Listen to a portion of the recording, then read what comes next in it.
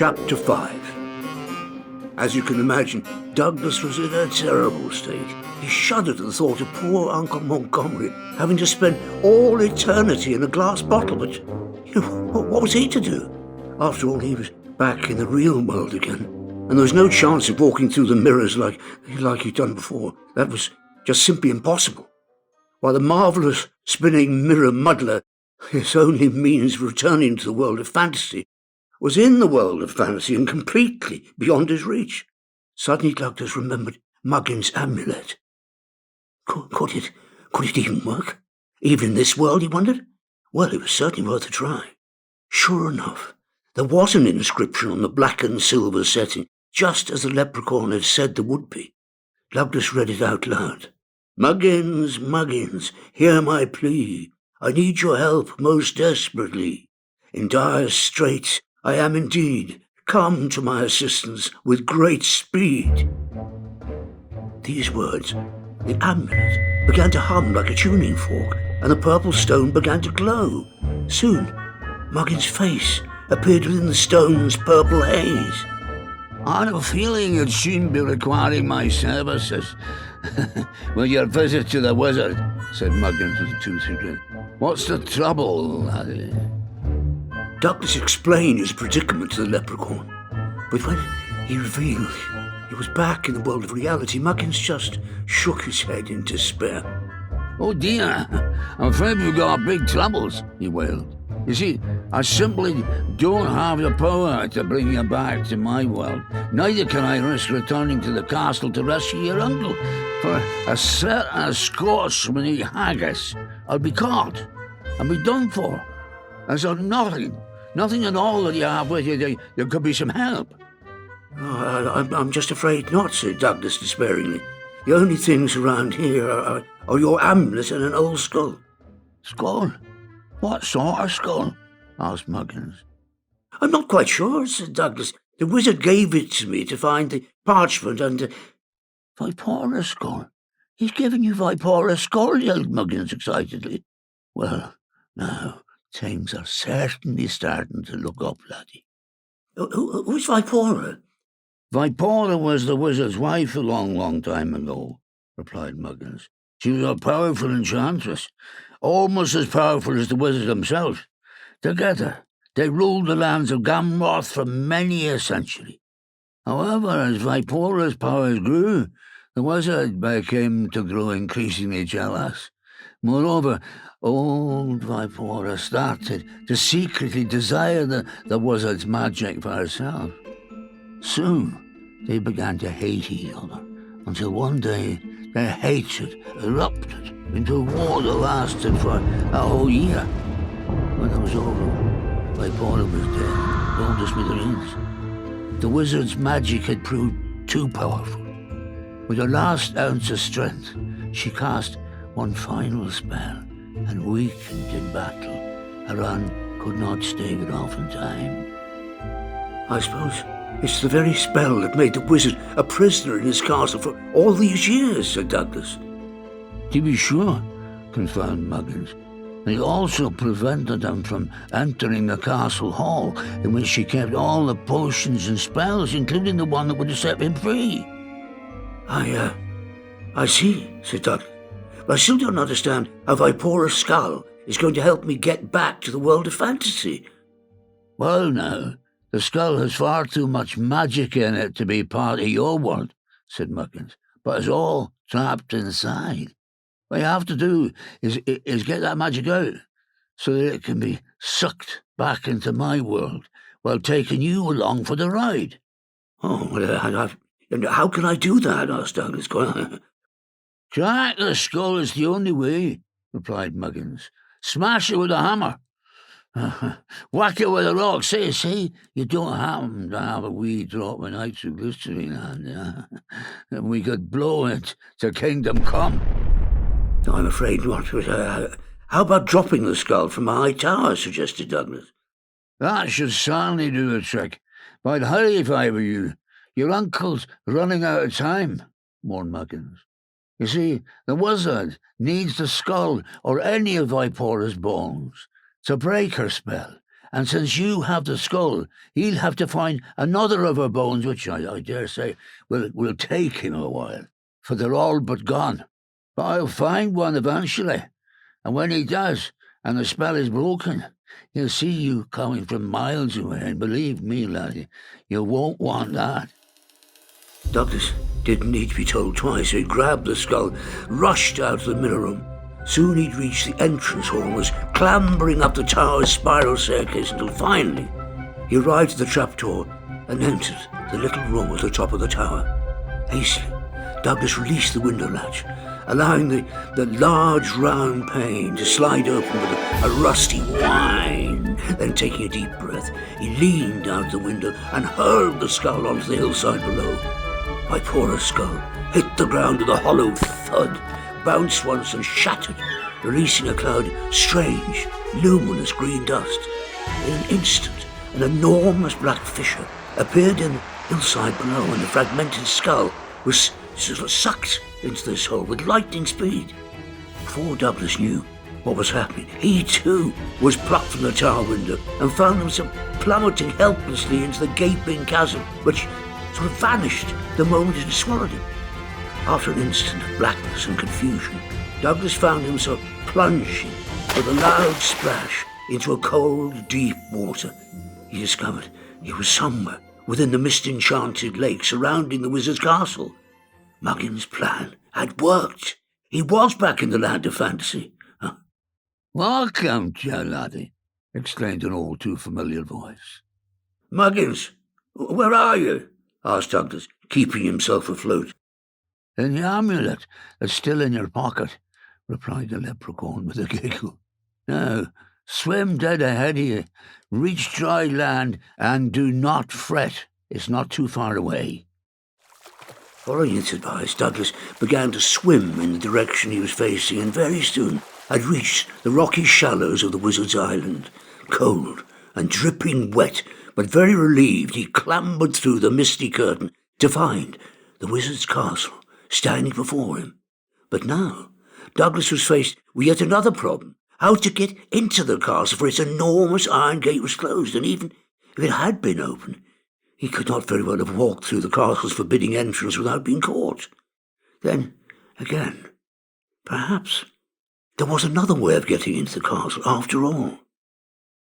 "Muggins, my uncle's house is in the real world with a secret passage leading to the castle hall to an exit somewhere on the hillside," said Douglas.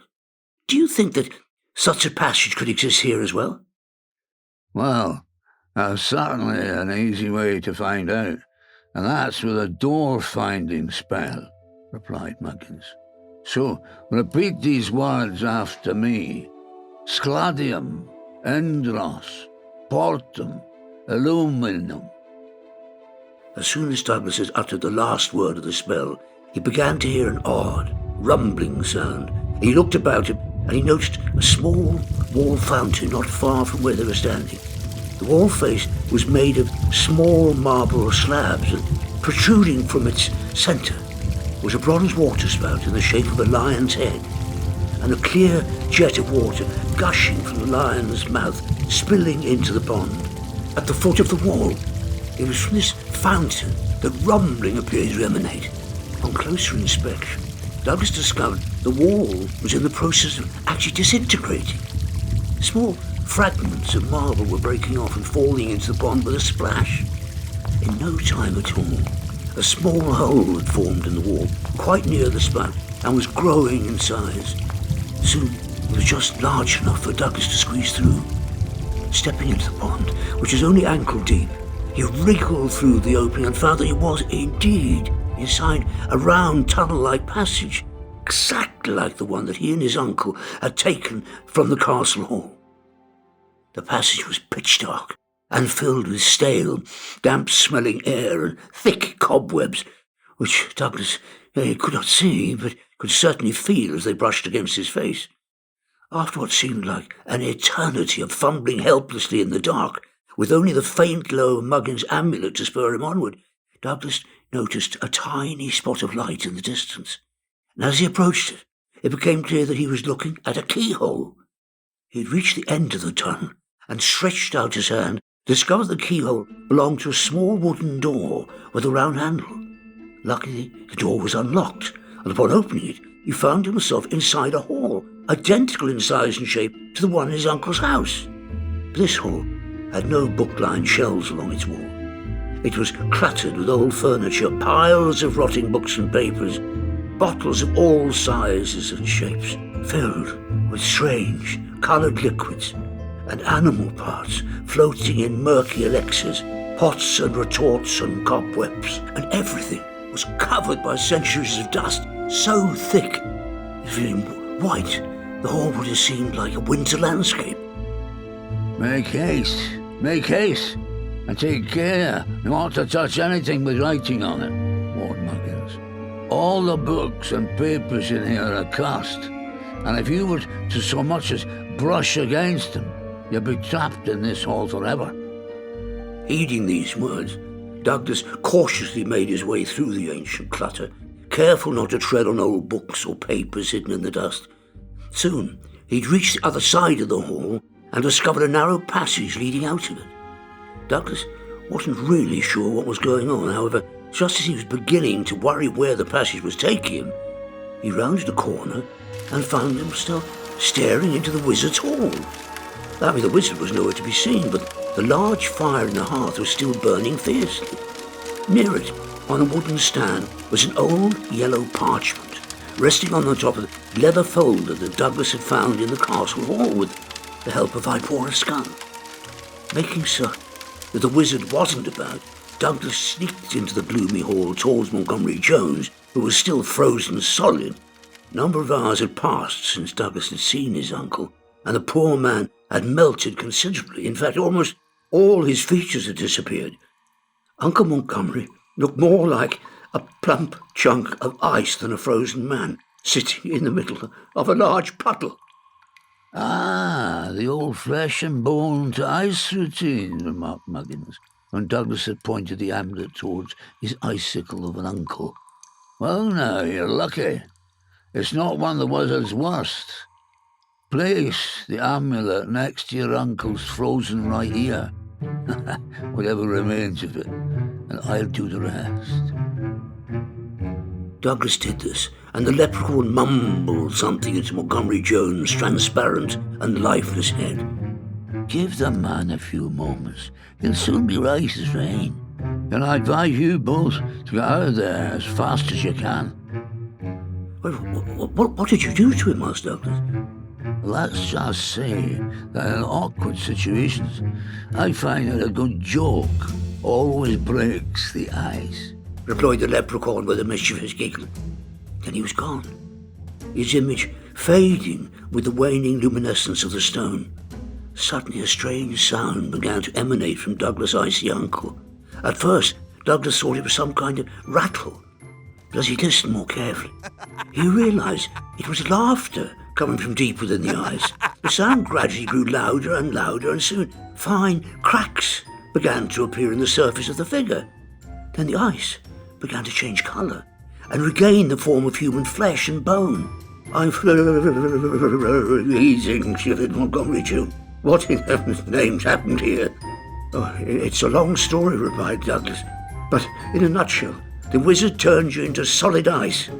And luckily, Muggins was able to save you. Oh, no wonder I found myself in a sort of frozen limbo just after I'd reached for that spell book, remarked Montgomery Jones. And yes, in the middle of it all, somebody told me the most hilarious joke I'd ever heard. Why, I almost split my side. Pity, I'd completely forgotten the punchline now. By the way, where is the wizard? Oh, who cares, said Douglas, actually. Let's just get out of here. It isn't Master Walker returning to the world of fantasy to rescue his precious uncle, growled the wizard, who had suddenly appeared out of the shadows, clutching what appeared to be an ancient leg bone. I'm impressed by your resourcefulness, but your foolish bravery is all in vain, for now both you and your uncle will never leave this place. Hear this, wizard, shouted Montgomery Jones angrily. I'm not quite sure what has transpired since my bout of frozenness, but I don't think for 1 second you can boss us around without bringing upon yourself the most severe repercussions. Remember, we are not a part of this world, and I have memorized an identification spell that, with just one word, will identify us as foreign and take us back to the world of reality before you can say jumping pajamas. I'm sure that I realize if that happens, you'll never get to see these mirrors again. Has your nephew not told you, fool? Laughed the wizard. I've already made use of the mirrors and no longer require them. So go ahead, use your little exit spell, but I assure you, you won't return to your world in the same form as you left it. You see, I will turn you into something most interesting the moment you leave. Something spineless, perhaps to suit your character, like an insect or a jellyfish. Now go on, I dare you to try it. While this exchange of words was taking place between the wizard and Montgomery Jones, Douglas realized it was only a matter of time before the sorcerer froze his uncle again or did something even worse to him. Something would have to be done to distract the sorcerer and give Douglas and his uncle a chance to reach the Viporous Hall, where they should be safe from the wizard's powers. But what? Looking about, Douglas noticed the old parchment near the fire, and an idea popped into his head. Making sure the wizard wasn't looking his way, he pointed his finger at the parchment, closed his eyes, and whispered the words of the enlargement spell, which he had remembered from his last time he'd used them. Magnum amarilium oxyplauso grando. Just as before, a whirlwind of multicolored sparks began to swirl about the parchment, and very soon it began to expand. The wizard hadn't noticed. He was too busy having a fierce quarrel with Montgomery Jones. As they argued, the parchment grew larger and larger and larger and stretched ever closer to the fire. Enough, roared the wizard. I'm tired of debating with an imbecile. It's time I put an end to your irritating ways once and for all, Jones. With this, the wizard raised his hands above his head, preparing to send a jolt of power down on Montgomery Jones that would have fried the man to a crisp. Before he could do this, there was a loud crackle as the growing parchment reached the fierce blaze and was instantly set alight. Forgetting his prey, the wizard spun round to find the key to his freedom engulfed in flames. With a horrified shriek, he rushed towards the hearth in a vain attempt to save the parchment. This is exactly what Douglas had been waiting for. Before his uncle had time to inquire what his nephew was up to, Douglas grabbed his arm, and they darted into the narrow passage, sprinting towards the Viporous Hall. When the wizard discovered that the parchment was ruined, his horror turned to blind rage. Bolts of lightning shot from his fingertips and tore into the passage, ripping it apart and turning stone to liquid fire. But, it was just too late.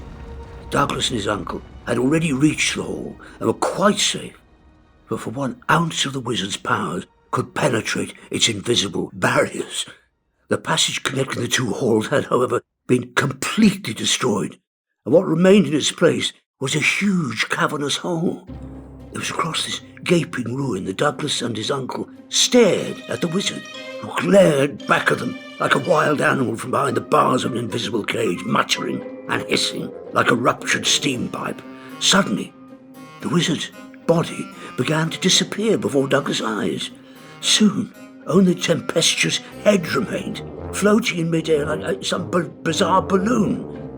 As if this wasn't enough, the head itself began to change. Black hair sprouted and bleached simultaneously into a flowing white mane. Skin wrinkled and stretched, teeth yellowed and broke, and large cracks began to appear in the wizard's forehead.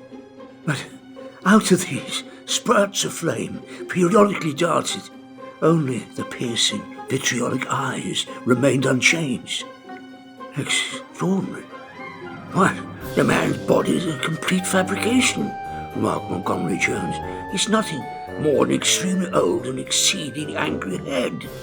No, well, yes, but how about reciting a word of that exit spell before the wizard explodes? Yelled Douglas frantically. I wish I could, my boy, I wish I could, whispered Monty, but I'm afraid I don't know what it is. What? Hissed Douglas. You said that you had memorized the spell. Well, actually, I'm afraid I was bluffing, replied Montgomery Jones sheepishly. Fortunately, the wizard didn't know that. So how are we going to get out of here? Wailed Douglas. Don't worry, I have a plan. Climb onto that old table over there and hold it tight. How's that going to help? Cried Douglas. You'll just see in a minute, replied Monty. Now, push as many things off as you can. Oh, what about the wizard? Don't you worry about him, replied Montgomery Jones, hurling himself onto the table. I'm sure he won't explode just yet. Now, let's see if I can remember this, Maptobismo, yes, Limbozim, Protatimo. With these words, the table suddenly lurched off the ground as if it had become completely weightless. Table, take us to Forest at once, commanded Montgomery Jones. And that's exactly what it did. Douglas felt a rush of wind against his face as the bulky piece of furniture sped out of the dusty hall and through a large skylight and into the open. Fortunately, Montgomery Jones' timing could not have been better, for just as the table had cleared Vipora's hall, an explosion, loud as the boom of 1,000 cannons, made the castle collapse like a house of cards. From its ruins, an immense fireball of scorching red and orange flames soared up. The fireball grew larger as it rose higher and higher into the sky. Then it suddenly became apparent to Douglas the fireball had stopped rising and was now advancing with great speed in the table's direction, leaving a long trail of flames in its wake. Uncle Montgomery, yelled Douglas. You're not going to believe this, but we've a huge fireball on our tail. Oh, good grief, explained Montgomery Jones, having turned around to see what his nephew was talking about. That's not a fireball. That's 100% pure wizard rage, and it's coming straight for us. Well, what happens if it reached us? Asked Douglas anxiously. We'd be burnt to a frazzle, I'm afraid. I think at that rate we're going. We'll be at the forest clearing long before the rage can get to us. There's really nothing to worry about, he added reassuringly. This could not have been further from the truth, however. But by the time the table had reached the edge of the lake, the ball of flame had got so close that Douglas could feel its searing heat. Oh dear, I seem to have underestimated speed, remarked Montgomery Jones. Table, take us directly to the mirrors, he commanded, with a hint of urgency in his voice. And you'd better do it fast, because at this rate, you're going to end up in a pile of cinders. The table shuddered and lurched forward with all the speed it could muster. But this was simply not fast enough to get away from the wizard's incandescent wrath, which still blazed menacingly behind. Moreover, it had transformed itself into a fiery claw that lunged at the wooden craft, attempted to snatch it from the sky and reduce it to ashes. No, we're going to be grilled alive, cried Douglas, who was lying flat on his stomach, holding onto the front end of the flying table for all it was worth as it swerved, dived, and dodged the grasping talon. Nonsense, replied Montgomery Jones, lying in a similar position, his substantial pot belly making him look rather like an upended tortoise. Instead of being a worrywart, why not do something constructive, like telling me what happened after I was frozen? So Douglas told Montgomery Jones of his strange adventure, and this made Monty increasingly frustrated, until he exclaimed, Good heavens, I've missed out on all the fun. Well, you're certainly getting your fair share of fun now, replied Douglas. We're about to be turned into flaming shish kebab. Not very likely, said Montgomery Jones, peering over the side of the table.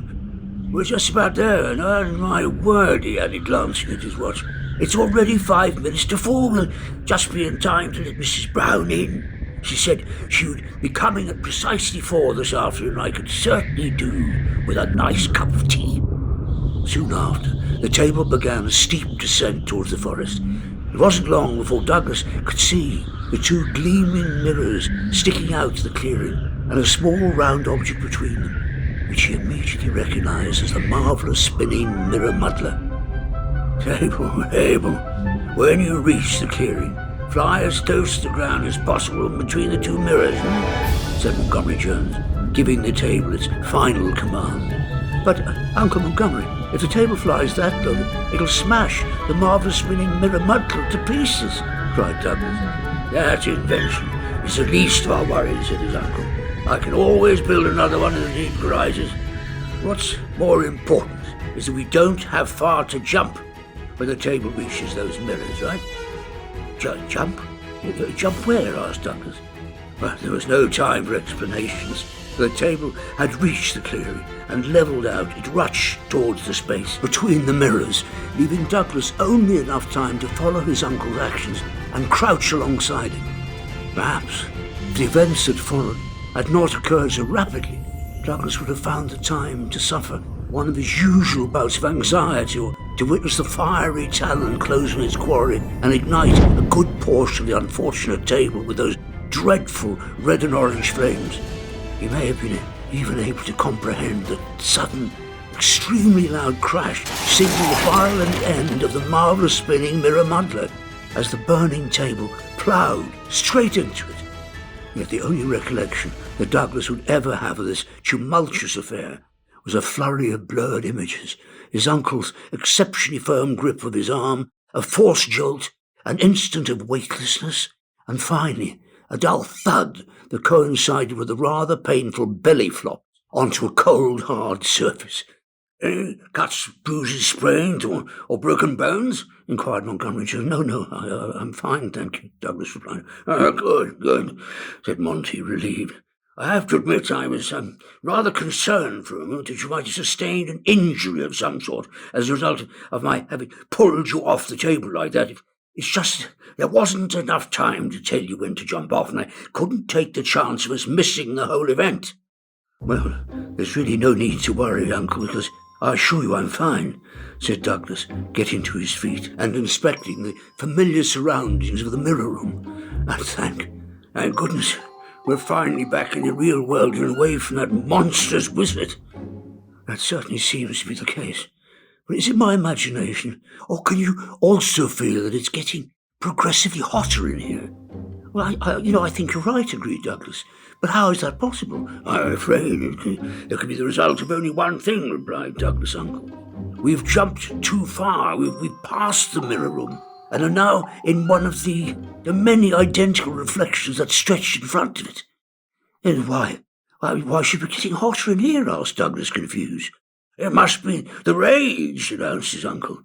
It is obviously returned and is trying to follow us into the mirror passage. Is it going to sort of get into the mirrors, is it? Asked Douglas anxiously. No, it can't, Montgomery Jones reassured him. That's not our problem.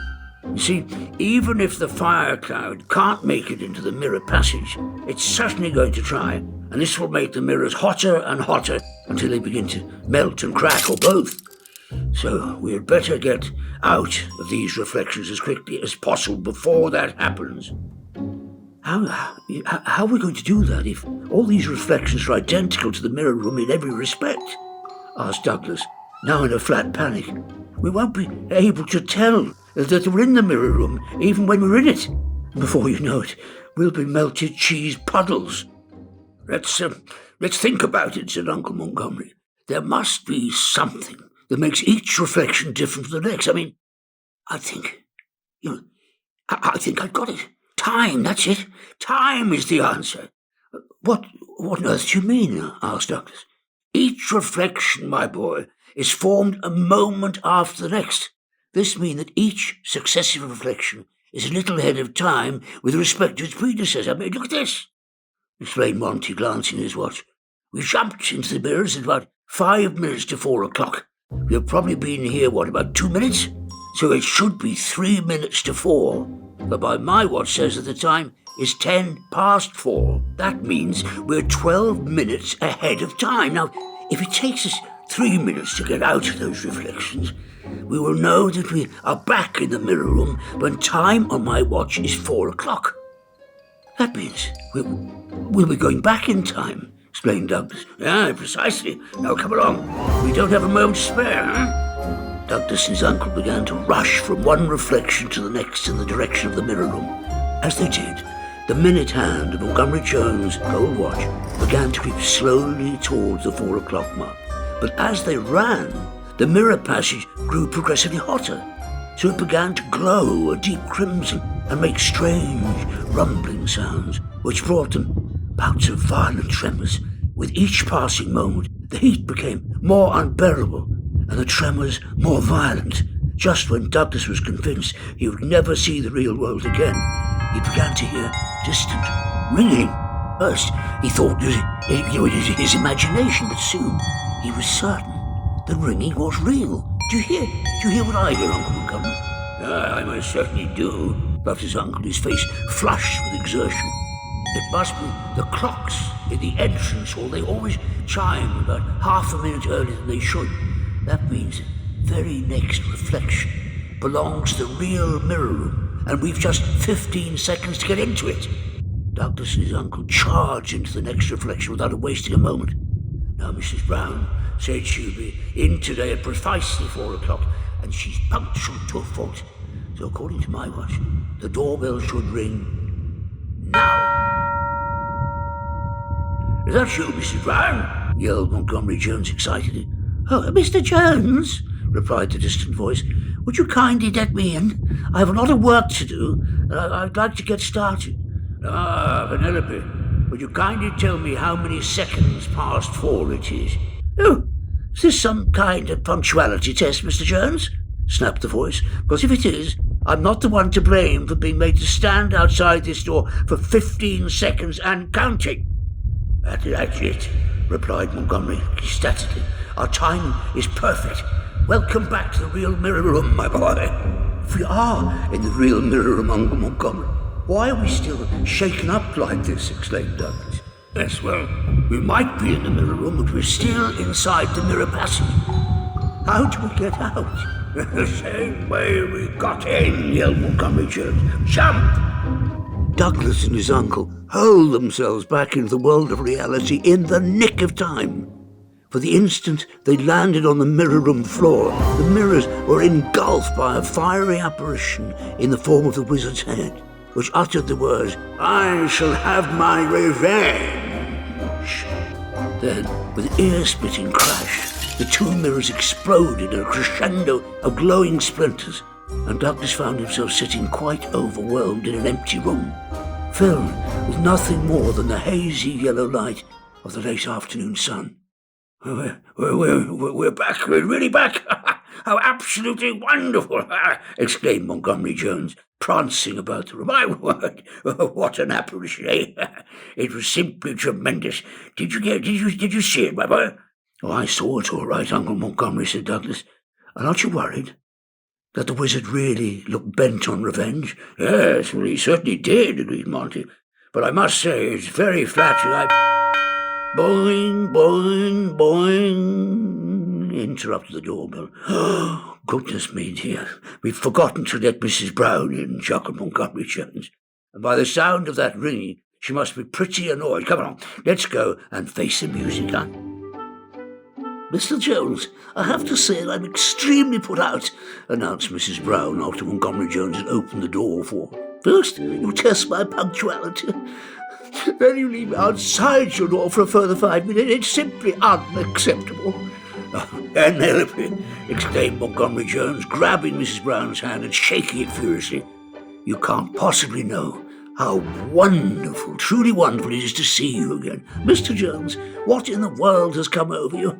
Penelope Brown spluttered, clearly embarrassed. And look at you. Your shirt is filthy and torn, and who, may I ask, is this? Oh, this is my nephew, Douglas Walker, who's been spending a part of his summer holiday here. Well, I'm sure that if his mother could see the way you are looking after the boy, she'd be most dismayed. His clothes are just as filthy as yours, observed the housekeeper. And another thing, if that loud crash I heard a short while ago means there's a huge mess for me to clean up, I will not be pleased.